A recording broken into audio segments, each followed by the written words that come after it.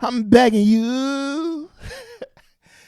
Got to scrape that off your shoe. Look, we are still here. Hopefully y'all not getting tired. Hopefully y'all not running out of gas. Cause you know this train, this bullet train is going it's going like this. That's how we're going. Look, we are still here. This is the Rolling Stones, Exile on Main Street, track by track album review. The last one we did was Sweet Virginia. Sweet Virginia. This album has been a blast, or this album is a blast. If you haven't heard it in a while, you know you could listen to it with me. I do advise that you go back and you just let it play, because I'm doing these songs back to back to back. I'm getting the full impact of what this album is, and this ain't no light work. This ain't no light work. This some big boy stuff. But anyways, let me know what's your favorite song in the comment section. Don't forget to like the video, leave a comment, and hit that subscribe button. I do appreciate that. Next up, we got Torn and Frayed. This is track number 7. Believe it or not, we're not even halfway through. I got the lyrics pulled up. Let's go ahead and listen. Got to scrape that.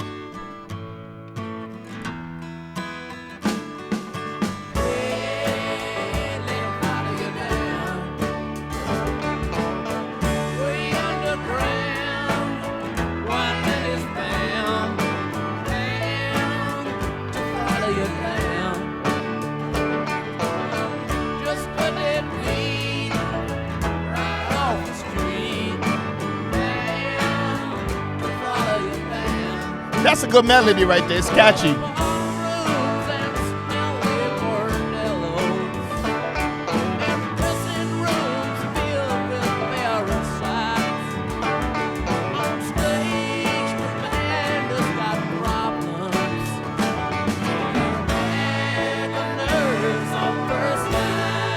Oh, he's talking about being in a band?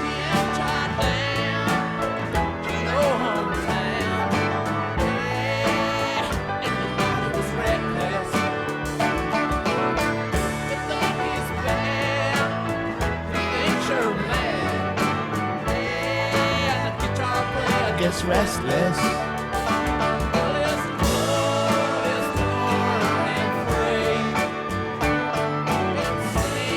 Much better days. See what I mean? The mix is off.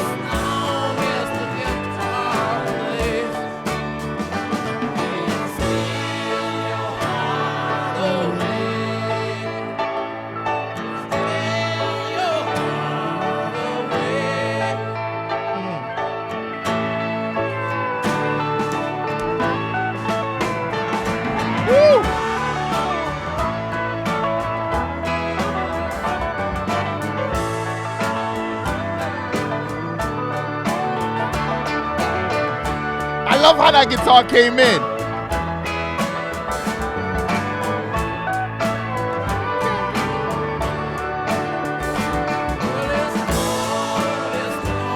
And Frayed, much better days.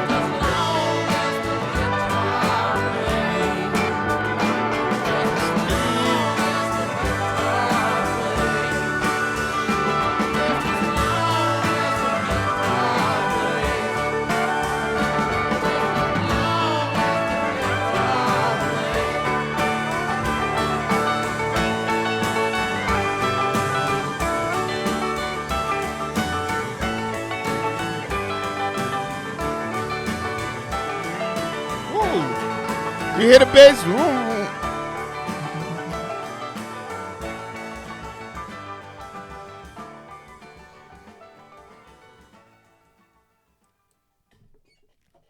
You see what I mean?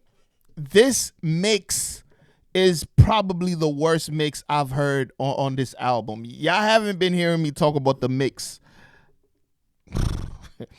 This mix is so bad. Like, and this is the same thing with before they let me run from some girls. The melody is so beautiful.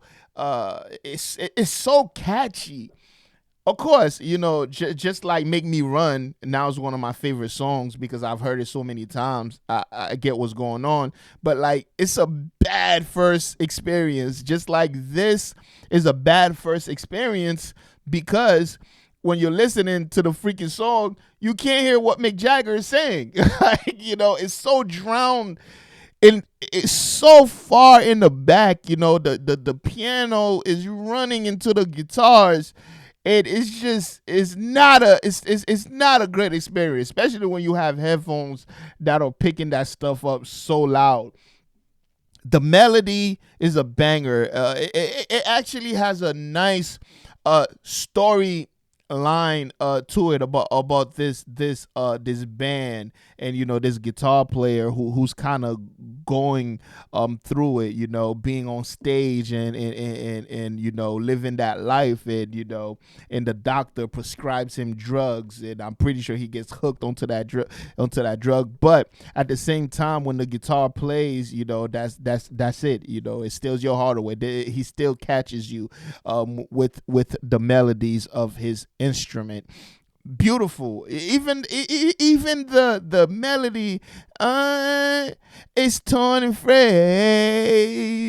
and you're away. Like that's a melody that's gonna be stuck with you for a while because it's such a beautiful melody. When the guitar solo comes in, it's so fire. When the piano kicks in, even the bass, you could hear the bass somewhere hiding in the background. Some people say it's a stylistic choice. I fucking disagree. They say that, well, Mick Jagger said that he wanted the instrumentation to be the focus in him as just a highlight. It just doesn't work that way for the human ear. When we hear voices, we tend to focus on the voice. That's just how our mind works. That's just how it works. So when the vocals are so lost in the mix, I tend to bitch about it because the song is dope. But I'm gonna have to listen to this song a whole bunch of other times, and I'm pretty sure I'm gonna come around. But as of now, I would say this song is not a miss. Hell no, not even close to being a mix. It's my least favorite because of the mix, and I get mad, because these guys were on top of the world, man. These guys were on top of the world. Even, let's say, stylistically, he wanted his vocals to be in the back. There's ways to arrange the different instrumentations, even though his vocals is not in the front. There should still be a space carved out for it where you can hear him well, at least. And this is not the first time they've done this. They say for this album it was a choice. The Rolling Stones have done this several times where it feels like they just recorded the song or whatever and they just walked out the studio and said, fuck it. I'm just saying. As much as I love the Stones, they tend to do that. And, hey, the last time I said this, a lot of people agreed with me. I thought y'all was going to hammer me down.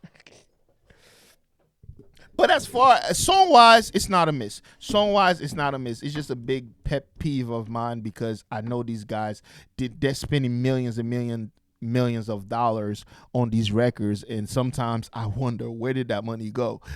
Like, purely, I think the money goes purely on marketing. It doesn't go to recordings when I hear some of these songs. But Anyways, y'all let me know how you feel about it in the comment section below.